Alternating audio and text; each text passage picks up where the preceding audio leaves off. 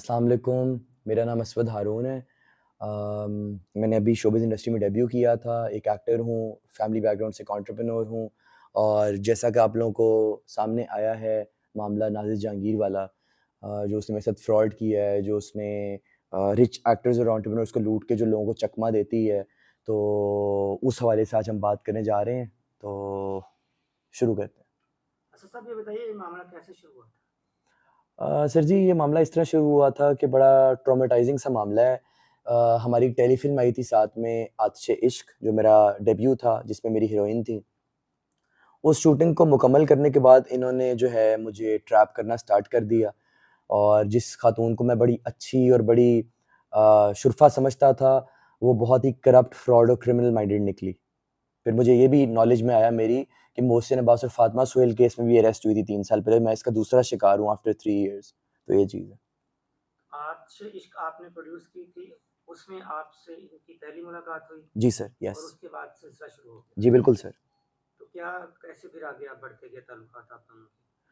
Sir, ताल्लुकात इस तरह बढ़ते गए कि देखिए ना सर, अगर आप और मैं इकट्ठे काम करेंगे, तो उसके बाद अगर आप मेरे से ताल्लुकात बढ़ाएँगे, आप मुझे जो है मेरे साथ आप मुलाकातें स्टार्ट करेंगे, एक अपना एतमाद में लेंगे, रिस्पेक्ट में लेंगे, तो ज़ाहिर-सी बात है सर, वो इंसान जो है वो एक तल्लुक बन जाता है, वो तो इंडस्ट्री में कोई बड़ी बात नहीं है।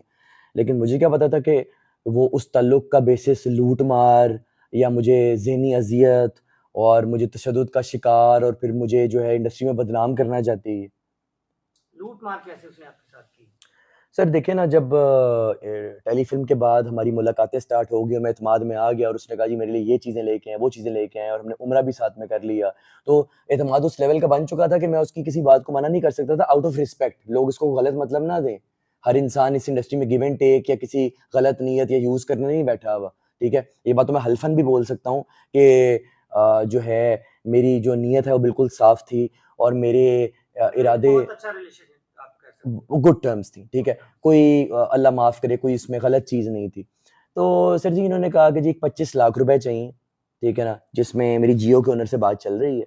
तो मैं जो हूँ आपको प्रोजेक्ट दिलवाऊँगी जिसमें खुद भी हीरोइन आऊँगी और आपको भी हीरो लूँगी। तो सर मैं एतमाद में था, मैंने 10 लाख एक ट्रांसफ़र किया अपने अकाउंट से इनके अकाउंट में, 15 लाख एक ट्रांसफ़र किया महीने डेढ़ महीने के गैप से, जिसकी ट्रांज़ैक्शंस में मौजूद हैं, जो आप दिखाइएगा मेरी ऑडियंस को। और फिर ना पैसे आए, ना प्रोजेक्ट आए और उस पैसे में से इसने कहा कि थोड़े से पैसे बचेंगे प्रोजेक्ट कास्ट करवाने के बाद, वो मैं अफ़ोर्ड नहीं कर सकती क्योंकि मैं बड़ी लो बैकग्राउंड से बिलॉन्ग करती हूँ, तो मैं अपने बाप के इलाज के लिए यूज़ करूँगी, जो आपको उधारतन मैं रिटर्न कर दूँगी। वो भी रिटर्न नहीं आए। फिर सर उसी वक़्वे में थोड़ा-सा वक़्फ़े के साथ इनका इस वक़्त आपकी बस का जो है ना ऑफ़िस में कई सारी गाड़ियाँ हैं, एक गाड़ी मुझे स्पेयर चलाने के लिए दे दें, 15-20 दिन के लिए। मैं अफ़ोर्ड नहीं कर सकती, ना ही बैंक से लीज़ करवा सकती हूँ। तो जो है जी, मुझे आप दे देंगे, तो मैं आपको 15-20 दिन बाद रिटर्न कर दूँगी। मुझे उस प्रोजेक्ट में लोगों को चला के दिखाना है कि ये मेरी गाड़ी है, क्योंकि लोगों पे मैंने इंप्रेशन देना है ताकि मुझसे अट्रैक्ट हो, मुझे कास्ट करें। तो सर वो गाड़ी भी चली गई, होंडा सिटी मेरी गाड़ी थी, एएमई 212 सफ़ेद रंग, 60 लाख मल्कियत की। वो गाड़ी भी नहीं आई, वो पैसे भी नहीं आए, प्रोजेक्ट भी नहीं आया और सर उसके बाद जब मुझे समझ में आया कि मेरे साथ क्या हो रहा है, फ्रॉड हो गया है, चूना लग गया है या ये औरत अपने शिकंजों से मुझे फँसा रही थी। सर जब मैंने रिटर्न डिमांड किया तो उसने सर एक फार्म हाउस पे बुला के तो मुझ पे तशद्दुद करवा दिया।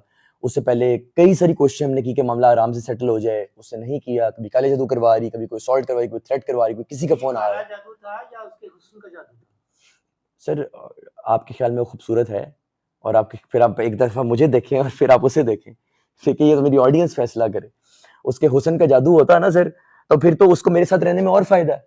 मैं और लुटाऊँगा या वो और लूट सकती है। तो सर अलहदगी का उसको क्या फ़ायदा हुआ? उसको सर उसका काम ही ये है। अमीर एक्टर्स और एंटरप्रेन्योर्स ढूँढे, उनसे रोल किसी से रोल पकड़ा, किसी से वीज़ा पकड़ा, किसी से टिकट पकड़ी, किसी से पैसा पकड़ा, किसी से एसेट पकड़ा, किसी से कोई चीज़ पकड़ी। उसको इंडस्ट्री में आके बोलना जी, मैं तो बड़ी सेल्फ मेड ना, तो वो सर वो तो वो नहीं है। तो फिर सर तो काले जादू का आपने ज़िक्र किया उसका क्या चक्कर था? काले जादू का ये चक्कर था सर कि अल्लाह माफ़ करे लोगों का बिलीफ नहीं होता, मेरा भी नहीं था लेकिन सर मैं बीमार रहा हूँ बड़ा अरसा, मेरे घर से हड्डियाँ और तावीज़ात निकले हैं और बाकायदा उसने नाज़िर से अपने मुँह से माना है कि मैं करती रही हूँ, जा तुझसे जो होता है कर ले। अच्छा। जिसके प्रूफ्स भी मैं आपको दूँगा, आप मेरी ऑडियंस को दिखाइएगा। तो सर हर चीज़ को सर इग्नोर किया गया, तरीके से टैकल किया गया लेकिन सर एक दफ़ा इसने मुझे कहा कि जी मीडिया पे ना आना या लीगली कुछ मामला ना करना, अपनी गाड़ी पे पैसे ले जाओ आके। अपने एक दोस्त के फार्म हाउस पे बुलाया जो मेरे दोस्त का कज़न भी था। मैं सर फिर से बेवकूफ़ी में, एतमाद में चला गया उस फार्म पे। इसी उम्मीद से कि मेरा तो मामला सेटल होगा। सर आप मुझे खाने पे बुलाएं अपने घर पे, मुझे तो नहीं पता बम असला मुझ पर हमला करवा देंगे। मैं पहुंचा तो सर वहाँ पे खाने की मेज सजी हुई थी। इन्होंने मेरे ड्राइवर और मेरे जो मैनेजर को इन्होंने धोखे से किया बंद किसी चौकीदार के कमरे में। कोने से सर गार्ड निकले, नाजिर उसके दोस्त से सर मेरे पे कलाशने था नहीं है, मुझ पर हमला किया, मुझे इंजर किया, मेरा फोन तोड़ा है और सर वहां से फरार हो गए हैं। अगले दिन सर FIR हो गए, हम यहाँ बैठे हुए हैं। तो सर ये चीज़ है। अब आपका जो केस है उसकी क्या कानूनी कहाँ तक पहुँच चुका है?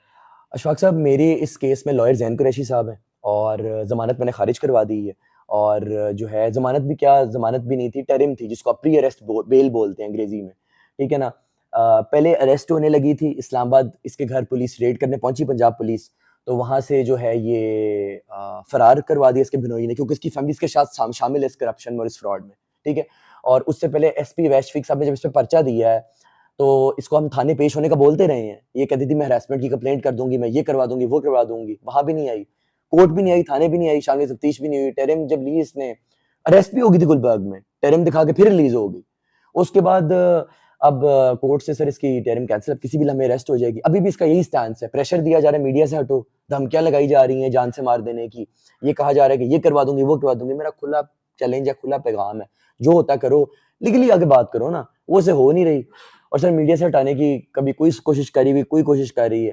सर हमारी सिंपल सी बात है, या तो हमें इंसाफ दिलवाया जाए, जो नहीं तो फिर जेल जाओ, बात खत्म। और सर नादिर जहांगीर का असली चेहरा अवाम के आगे आप लेके आए कि वो करप्ट, फ्रॉड और एक क्रिमिनल औरत है जो कि सर लोगों की ज़हनी अजियत तबाह करती है, उनसे पैसा लूटती है, उनको किसी को कोई लारा दिया, मोहसिन को कोई मोहब्बत का लारा दिया, मुझे प्रोफेशनलिज्म में लूटा, किसी को कोई मोहब्बत में या कोई किसी टाइम फ्रेम में या किसी मामले में लूटा, उसके बाद सर अपने पे सेल्फ मेड का टैग लगाना। तो मेरा ख्याल है सर इस औरत को इंडस्ट्री से बैन किया जाए, और ये लोगों का जो करियर तबाह करती फिर रही है, लोगों पर जो असॉल्ट करती फिर रही है और लोगों पर जो मैनिपुलेट करती फिर रही है, सर इसको इस पे एक स्टॉप लगना अच्छा, चाहिए। आप इंटरव्यूज में आपने भी बताया था कि ट्रैवलिंग भी होती रही साथ, गिफ्ट वगैरह भी हम्म, शेयर होते रहे, हम्म। तो अंदाजन कितनी अमाउंट, मतलब टोटल अगर आपने हिसाब लगाया तो आप अब तक वो आपसे मुख्तलिफ तरीकों से ले चुकी हैं? सर 25 लाख और गाड़ी 60 लाख, 80-85 लाख तो ये बन जाता है अगर आप इसमें वो आना जाना, वो उम्रा, वो मामलात, वो टिकट्स, वो जो चीज़ें मंगवाती थी मेरे से, जो तहाइफ की अब बात करें, अगर वो काउंट करें तो सर मामला तो आपको पता है मिलियंस में जाता है, ठीक है ना। मामला तो शायद करोड़ों में जाएगा, मेरा ख्याल है कि क्योंकि लाखों में तो तब हो ना कि जब आप सिर्फ गाड़ी को गिने। अब गाड़ी ही करोड़ से को 30 लाख कम की तो गाड़ी है, ठीक है ना। अब मुझे तो नहीं पता था कि मिसकमिट करेगी और कल को लूट लेगी सारा कुछ, मुझे तो यही था कि एतमाद है, कल को प्रोजेक्ट भी मिलना है, गाड़ी 15-20 दिन चला के वापस कर देगी, ठीक है ना। मुझे तो नहीं पता था इसने ये लूट मार प्लान की हुई है, पता होता, खुदा की कसम पता होता तो मैं इस औरत को कभी भी अपनी दहलीज पे, अपने ऑफिस में कदम भी ना रखने देता, इस करप्ट औरत को। ये मुझे बहुत अच्छा आपके अच्छा बन के कुछ बताती रही है। मैसेजेस भी सोशल मीडिया पे शेयर हुए हैं, हम्म। तो उसमें काफ़ी वो अजीब लैंग्वेज यूज़ कर रही हैं आपके साथ सर व्हाट्सएप पे। अब माँ बहन की गालियां दे रही है, अब्यूसिव लैंग्वेज यूज कर रही है। उससे अब आप क्या पैगाम देना चाहते हैं? जंग तो आपकी कानूनी चल ही रही है। हम्म। मेरा पैगाम नादिर जहांगीर को ये है कि उसकी लूट मार का एंड हो चुका है और उसकी चालबाजियों का दी एंड हो चुका है, और हम इंशाअल्लाह जीतेंगे लीगल बैटल में और हम सज़ा करवाएंगे। लेकिन जो उसकी बदमाशी है और जो उसके थ्रेट्स हैं ना, हमने कई दफ़ा कहा, ठीक है ना, कि इससे पहले इज़्ज़तें उछलें, इससे पहले मामलात जो है वो सर्दी गर्मी की तरफ जाएँ, आप बैठ के मामले को सॉल्व कर लो। हमारा जो गाड़ी और अमाउंट में बनती है वो रिटर्न करो और हमारी हमारी फैमिली से पब्लिक की अपॉलजी कर लो। उसने कहा कि ऐसी की तैसी, तो फिर ठीक है सर, फिर जैसे को तैसा, फिर ऐसी की तैसी ही सही। तो आपके साथ बहुत अच्छा वक़्त आप दोनों का गुज़रा, तो एक दोस्ती पुरानी को समझ के माफ़ कर दें, सारा कुछ उसे दे दें, गिफ्ट कर दें, कि जा तुझे माफ़ किया, ऐसा मुमकिन है? सर ऐसा मुमकिन था अगर ये मुझ पे तशद्दुद ना करवाती, फार्म हाउस वाला असॉल्ट ना करवाती, गन्ने ना तनवाती, मेरे माँ-बाप को गालियाँ ना देती, हमारे साथ उठ बैठ के हम ही से अपना करियर बना के, हम ही से अपने मामलात एस्टेब्लिश करके हमें ही ज़लील करना, तो सर उस चीज़ की माफ़ी नहीं है। क्योंकि अब सर बात आ गई इज़्ज़त की, पैसों से बात बहुत आगे बढ़ चुकी है, ठीक है? तो सर अब माफ़ी नहीं मिलेगी। हाँ, आपकी बात बिल्कुल ठीक है, मैं आपकी बात की रिस्पेक्ट कर रहा हूँ, एहतराम कर रहा हूँ। सर ये माफ़ी तब मिलती है जब इज़्ज़त के बदले इज़्ज़त मिले। जब इज़्ज़त के बदले तज़लील मिले ना, तो सर फिर सर खुदा भी माफ़ नहीं करता। तो ये चीज़ अच्छा, है सर। आखिर में ये बताइए कि आप जैसे बहुत सारे लोग, यंगस्टर इन्वेस्ट करने के लिए या काम करने के लिए इंडस्ट्री में आते हैं, हुँ। और इस तरह के बहुत सारे लोगों के हाथ में, किसी एक्ट्रेस के हाथों, किसी डायरेक्टर के हाथों, किसी वो ट्रैप हो जाते हैं हम्म, और अपना सब कुछ तबाह कर देते हैं। हम्म। तो क्या नए आने वाले लोगों का मशवरा दें?